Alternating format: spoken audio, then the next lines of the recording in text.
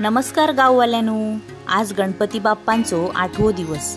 एवढी धावपळ करून केलेली बाप्पांची सजावट आणि वेगवेगळे नैवेद्य, भजना, आरती ह्याच्यात बाप्पांचे 11 दिवस कधी संपतात काय समजतच नाही। बाप्पा जावचो दिवस जवळ येता तस तसा अजून बाप्पा रवाक होय होतो असा वाटता, खरा ना? तुम्ही आता ह्याचा सुंदर असा डेकोरेशन बघतास ना, ता असा आपल्या कोकणातला श्री विठ्ठल शांताराम परब रानबांबुळी परबवाडी तालुका कुडाळ यांच्या घरी आगमन झालेली ही बाप्पांची मूर्ती।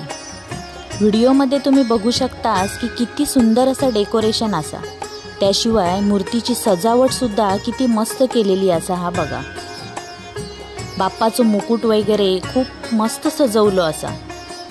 बाप्पाच्या मस्तकी श्री विठ्ठलाचं चित्र असा।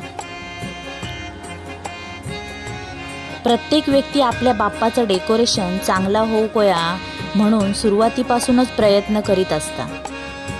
या मूर्तीचे मूर्तिकार असत सोहम आर्ट्स, राजू कुडाळकर, कसाल कुंभारवाडी, तालुका कुडाळ। संपूर्ण मातीची मूर्ती असाही। घरात बाप्पा असताना एक वेगळीच वातावरण निर्मिती होता।